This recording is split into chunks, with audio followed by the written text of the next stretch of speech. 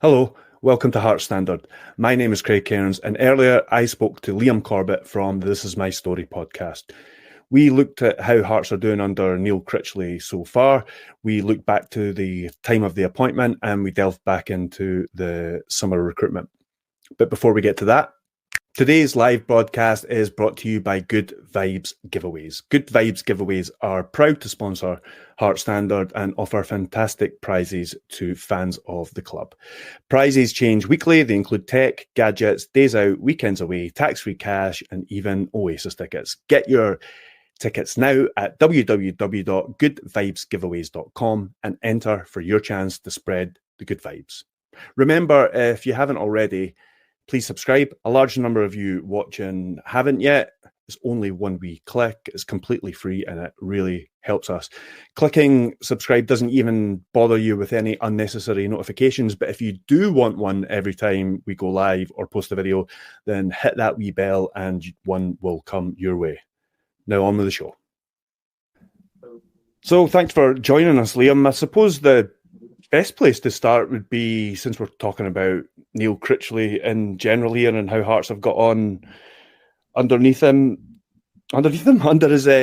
so far. How do you feel things are going so far? I think it's been fairly positive. If I'm being I think he came in a bit muted from where we were, but I think that was probably a victim of the Bloom stuff in the background and where we were and the sort of the path that we're going down. So he kind of came in a bit muted. People weren't buzzing or jumping for joy, but I think that he silenced them since that, myself included. I was not a detractor, but yeah, I'd kind of built myself up that we were going to go down a different route.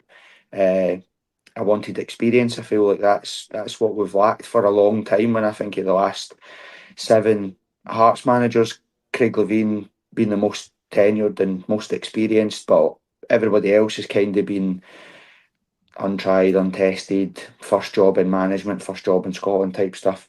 But all that has been blown out of the water in terms of the intensity, the tempo, the way we want to play, some of the results. So the results probably haven't gone as good as what we probably would have liked given some of the performances.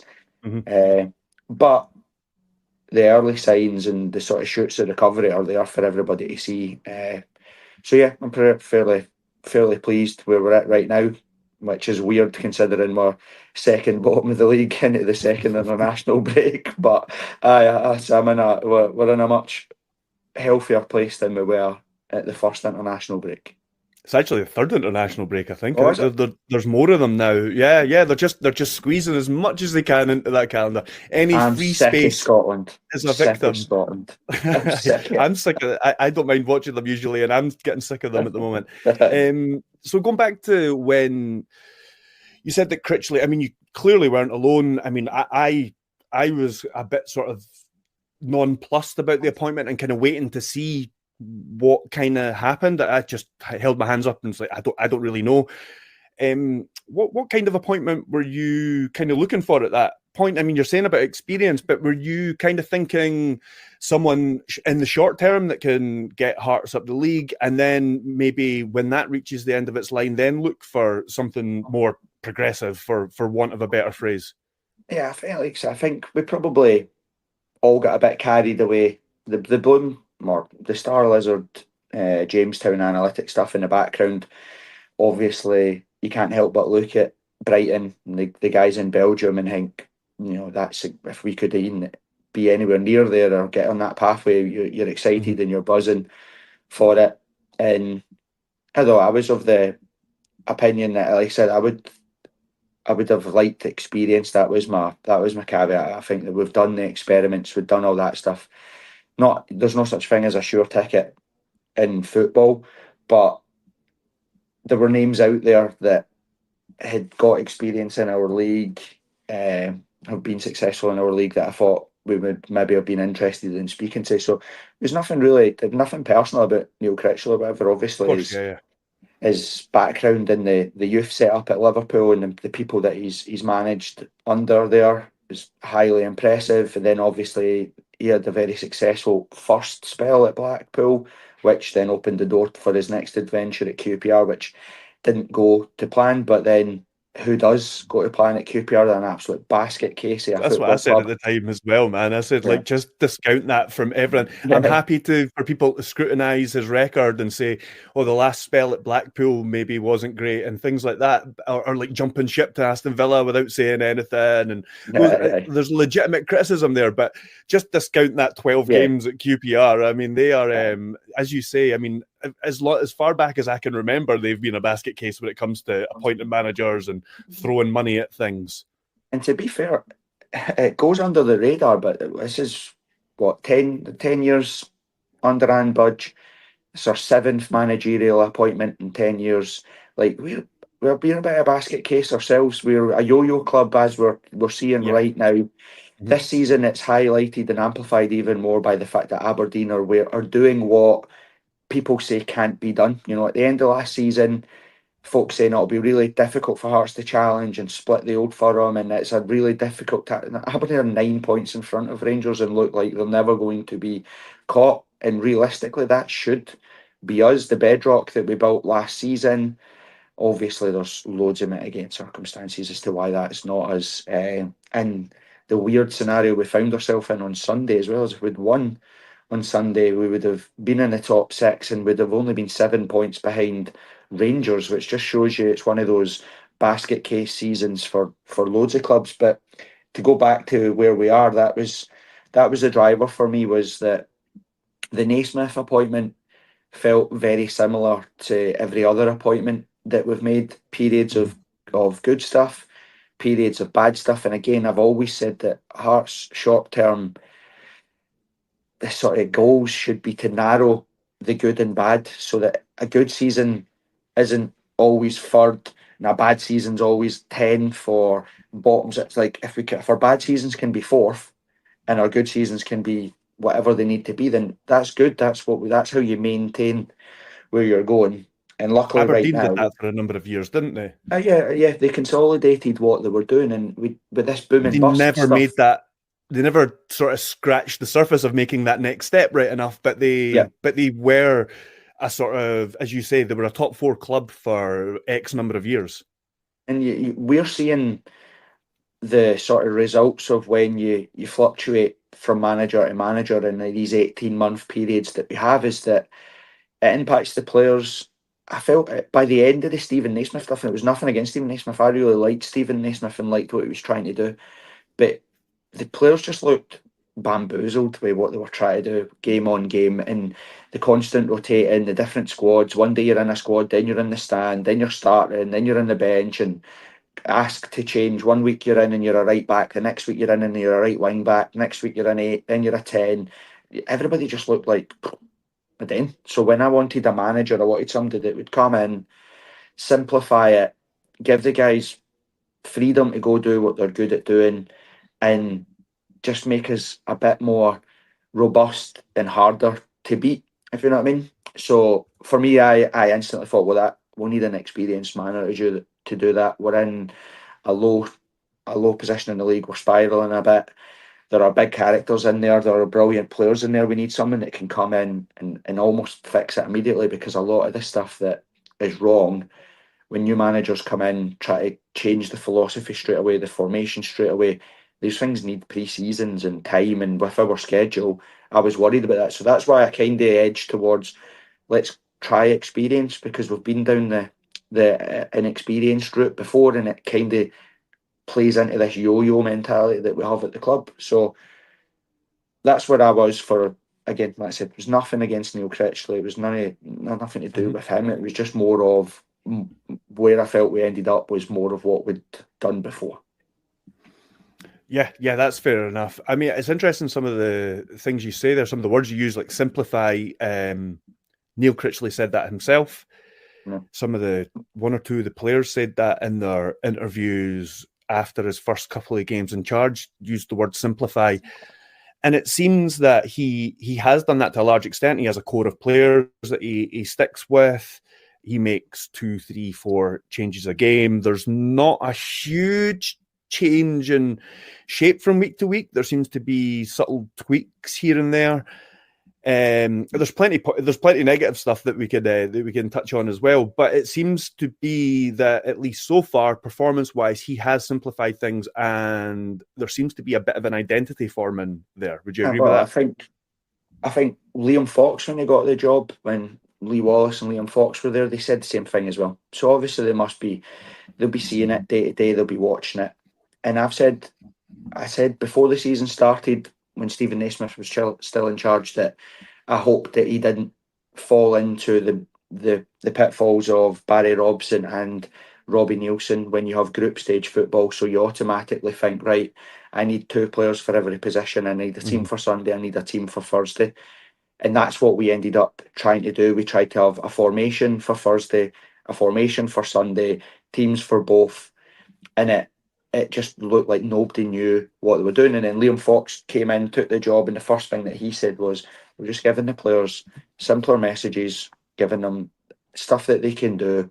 Dropped all the new signings. But it's worked wonders because, again, I go back to, and Stephen Naismith will learn from all this. I know that he will. He'll go on to be, of course, he'll go on to be a much better coach and be a very good asset for another club. But Blair Spittle is case in point as to where we were just getting it wrong in so many ways. In pre-season, we played them in the 6, and Naismith was in the press saying, I wanted to test him, I wanted to put him out his comfort zone, put him in a place to see if we need to rely on him here, there and everywhere. Neil Critchley, Liam Fox came in and said, we're going to play him in a 10, we're going to play him further at the park, we're going to get him involved in the further, like the upper ends of the park. And he's been sensational since he moved into that space. Cammy Devlin, for all last season, Stephen Naismith spoke about trying to get Cammy Devlin further up the park to score goals, trying to mould him into being more like a 10. And I'm like, Cammy Devlin only has Cammy Devlin things about him, which is run about, try hard and win tackles. Give the ball to someone else to make the passes, give the ball to someone else to score the goals, create chances, because it's not his game. It's not what he does. And I think that there was too much of that. There was too much of that going on at the club. And you nailed the best thing I've liked the most about Neil Critchley since he's came in. We've had roughly the same 16-18 squad every single game, and he's just tweaked it before. So the right back will drop out and a right back will come in, a left back will drop out, a left back will come in. They'll shift over and play a 3 or you know what I mean? But it's no reinventing the wheel, it's the same stuff. So it's the same message week on week, and I think that's what killed the players before. Is if you're a right back and you think, right, I need to get in the team as a right back, and then you're asked to go play as a right back and you play okay or indifferent or whatever, but then the next week you're asked to go be a right wing back. They're 2 completely different positions. Yeah, they're on the same part of the park, but your spaces are different, your trigger points are different, where you stand in the pitch is different. And it's like, well, I'm new to this team. I've came from Bradford or wherever it is, and now I'm being asked to work and play in 2 different places. And Salazar's a good example of that. He was chucked in out of nowhere for a full 90 minutes versus Motherwell away from home. He looked absolutely out his depth, like he hadn't a clue what he was doing, and he's never featured since. Do you know what I mean? And you think, well, give him a chance. Give him a chance. Like what what an experience that is for your first game in Scotland, away to Motherwell, where we're being battered. So yeah, I like how simple the messages are. I like the style of play. It's attractive in terms of it's on the front foot, it's aggressive, and to be honest with you, it's everything that we kind of want from Hearts, which is blood and thunder. And if it falls short, it falls short. People accept that. Watching teams overcoached and overthinking opposition and trying to be smart and watching what they've seen on Match of the Day on the Saturday and try to put it into play when they fans see through all that. That's not what Hearts is. It's not what Hearts is all about. You want players in their best positions, gaining their best, and if it falls short, like Heidenheim at home, they'll get clapped off the park. They'll get, that's all we want, is to know that you tried your best. If it doesn't work out, it doesn't work out. Same with Sunday a bit at Rangers. We played well. There was disappointing aspects, but yeah, they deserved further effort, and in comparison to other results at Ibrox, I guess, or other performances at Ibrox, at least they had a go rather than just sat on the edge of the box for 90 minutes, which has been done many times. You spoke about the recruitment there. I suppose that's a good thing to kind of go on to talk about maybe one of the more negative aspects or one of the issues that Critchley is going to have to sort out. And that's, I mean, everybody was praising the recruitment in the summer, and now we've got to the point where it looks like we're going to have to clear out a few players. I mean, Well, I see. I've got a slightly different view. I don't think the recruitment we did in the summer was bad. The problem that we have is we have a sentimentality at the club where we allow players to stay. Like, Right. how many times are we going to give Craig Halkett and Liam Boyce the opportunity to come back and stay fit and remain fit before we say, I'm really sorry, but you're a wage, you're a space, you're a person. You'll go, you're free to pastures new, on you go. How many managers are going to come in and say, oh, I could get a tune out of Barry Mackay and all that? Because Especially there's with the not. money. Exactly, and all that stuff, and that's where I think the problem is. I think that we had too many players that we're hoping can come back to their past glories. If you actually look at the core of the squad from Robbie Nielsen's season where we finished third, got to the cup final, all that sort of stuff, like Gordon, Devlin, Halkett, Boyce, they're all still there. Mackay, they're all still there. They've never moved on in terms of their performances. They've never got any better for Hearts or added any value to Hearts other than what they did initially. But they've never really kicked on or took us further forward. So I think you're right. Neil Critchley's going to have to get rid of a big number of folk there because I've said it before, Barry Robson failed to do it. Robbie Nielsen failed to do it. That bring in as many players as you can so that you've got 2 players for every position. And I think that's probably where Neil Critchley's grounding in the sort of the youth levels of bigger clubs. He's seen that, Jurgen Klopp doesn't change what he does week in, week out. He plays the same style, same formation, it's the same messages. He just asks different players to come in and do what. If Andy Robertson's not playing, the person that plays in his place, they say, go do what Andy Robertson does. Like, do you know what I mean? It's no come in and play a different way, do this, that, the other. It's everybody knows what they're doing, what their expectations are, so that when they're called upon, they know where to go. So I think we need to clear the decks. I think everywhere you look, we've got an issue in goal. I said it before. It's nothing that we've got 2 outstanding goalkeepers. One of them's an absolute club legend. He's a world class goalkeeper. I've said before, for me, he's the only Hearts player that I think we can genuinely argue has been world class. In terms of that, as he would have walked into any side in Europe in his prime. We can't say that about every player we've ever had. But the stats back up that we were a better side defensively was under Clark in goal. We look more structured with Sander Clark there. Craig Gordon's kicking is an issue. I think you've seen that on Thursday against Heidenheim. We're trying to take short by kicks. They'll press us 10 yards further up the park. If they press us well enough, the outball is Craig Gordon. His kicking goes 30, 40 yards, doesn't get out our half, and they win the ball back, and every single one of their players is in our half, so they squeeze us and press us further up the park. But that's Xander Clark has his issues as well. But again, that sentimentality, he's a 42-year-old man that can't continue to play year on year on year as much as he would love to. Somebody had to be a bit more like mean, if that's the right word. Somebody had to take control of that situation. Naismith said, we can have 2 goalkeepers and we can rotate. And if you look at the timeline, Xander Clark was the number 1 until we played Spartans in the Scottish Cup. I think he had the joint most clean sheets in the Premier League. We looked defensively solid. Then we started rotating between Clark and Gordon, and both of their performances dipped, if you know what I mean. So we've got a situation there that needs to be resolved because we actually could lose 2 goalkeepers in the summer. Yes. I actually like don't disagree with anything necessarily you've said there. It's weird for me because they both have different things about them, which they both have different strengths and weaknesses. But I actually couldn't tell you right now who's the better goalkeeper. I honestly don't know. I mean, I suppose Critchley will have a better idea of what fits in better to what he's trying to do at the moment. But I think when you take their relative strengths and weaknesses into account, I find it difficult just to definitively say which one's better than the other. And I'm more comfortable now knowing that I think that Craig Gordon's in goal on merit. I think Neil Critchley sees him in training every week and thinks, right, he's my number one, so he's playing. I'm happy with that. Last season, when it was, oh, just bring him in and drop the best performing keeper so that we can keep another keeper happy, that's when I started to be like, that kills dressing rooms, that kills football teams, because the argument's the same now with Shankland as well as in Vargas. Yeah, they're both on their day, and Shankland's been unbelievable for Hearts in the past 2 seasons. But if he continues not to score, you can't just keep playing him and hoping that it gets better. You have to give James Wilson a chance, because James Wilson's has scored. If he doesn't take it, he doesn't take it. And that's why I'm a bit more comfortable now with Neil Critchley, because I think the players that are coming in and dropping out, it's on merit. You know, they're keeping their place because they're playing well. They're dropping out because they're injured, or we're keeping them for other days.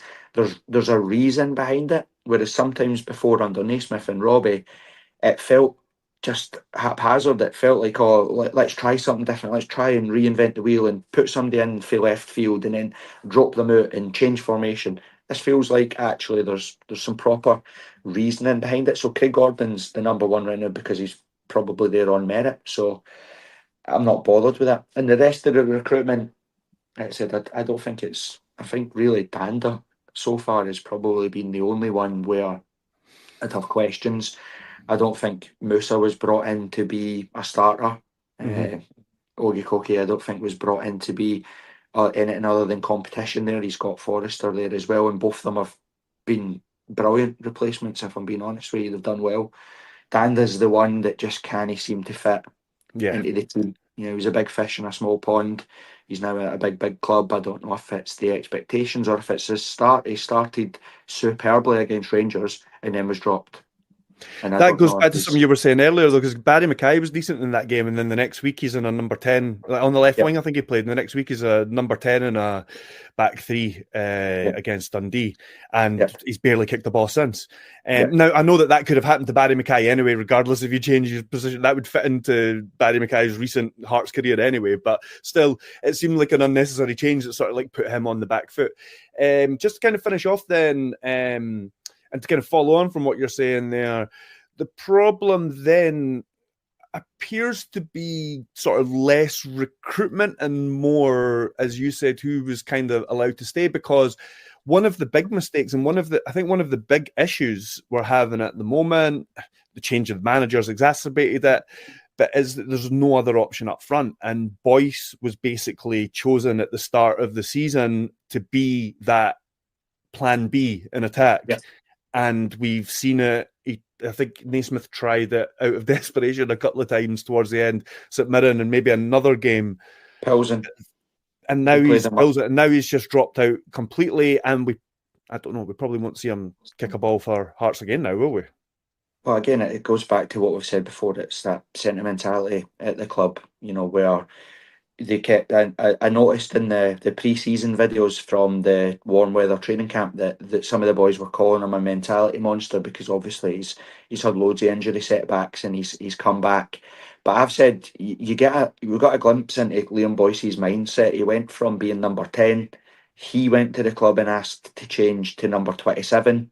Like, that kind of tells you where he was in his head as to how no one says, "Oh, give me the 27 jersey." Like, do you know what I mean? His old number before. So was it definitely that he wanted a squad number, or was it that he wanted his favourite number back? He changed. You go for a number 10, which is the optics aren't great, I suppose. Yeah. So I don't know if that just shows you. Yeah, but I don't know if that just showed you his own mentality, where he'd kind of maybe looked at the squad, assessed where it is, assessed his own age, assessed where he was, and thought, actually, do you know what? The fairest thing to do here is to move aside, let somebody else come through that can get some game time. I'll still play my part in the squad. I'll still do what I want, but I don't back myself to play week in, week out, or every other week and contribute. So maybe that's what he did, or like I said, maybe he just did it because he used to wear it. But I think that letting Tagawa go and not replacing him, I think that was one of the reasons why I think the downfall of Stephen Naismith came on so quickly, because Tagawa kind of started to find a bit of form and gave us something slightly different from Shankland and Vargas, and to let him go completely and then say, yeah, but we had Liam Boyce, a guy that has never been prolific for for Hearts anyway was a bit of a red flag. People were a bit like, okay, that doesn't make any sense. And then obviously we started the season and weren't scoring goals, and we had the opportunity to bring players in up front, and we didn't take it. And now we've kind of left ourselves between a rock and a hard place, hoping that now Lawrence Shankland is more than capable of scoring on the first game back and then scoring every game into the rest of the season. That he's more than capable of doing that, and he's went on purple patches like that before. But you can see by the way that Lawrence Shankland is playing, he's carrying the world on his shoulders. Like he his interview after the Headline game, he essentially blamed himself for Hearts not winning when two or three other players missed sitters as well, and he only really had one clear cut chance. And I look at like Sunday as well, the hold up play in the pass for Vargas. He was brilliant, by the way. He was just not in any position to score a goal at any point, but he was really good. What he did is in that sort of number 10-ish role. He just doesn't get that service back, if you know what I mean. So then exactly, it means, and he did get it last season, but he was taking a touch on the edge of the box and outside of the left foot, curling them into the top bag. There was times where he was doing both roles himself last season. It was outrageous. So that was a mistake, and I think the club will address that. And I'll go back to the sentimentality thing. I'll be interesting to see what Neil Critchley does, because it's pretty clear Lawrence Shankland's not going to sign a new extension. So does Neil Critchley thank him and say, you're as well just leaving now, but in the January transfer window, get what we can get for you and go? Or, because again, there's not a dark cloud hanging over him, but he's the club captain, he's leading the players. If he's got no intention of staying at the football club for what we're building, does Neil Critchley get a head start and start looking to the future and saying, right, well, actually, James Wilson then play with, we can get ourselves out of the trouble that we're in. Think, right, well, we're not going to go down, we're not going to get to where we want to be for the season, so now let's start embedding players that we think we've got value, that we can get motoring or whatever. I don't know, it'll be an interesting one to see what happens. Yeah, a lot of it's going to be dependent on his and, of course, Hearts' form between now and then, I guess. But thanks very much for joining me, and please, everybody, check out This Is My Story if you haven't already. One of the 47 Hearts podcasts that are out there. The most tears and snotters. Exactly. If you want a wee bit close to the bone sometimes, then get yourself over there. Thanks again, Liam. We'll see you soon. Cheers, lad.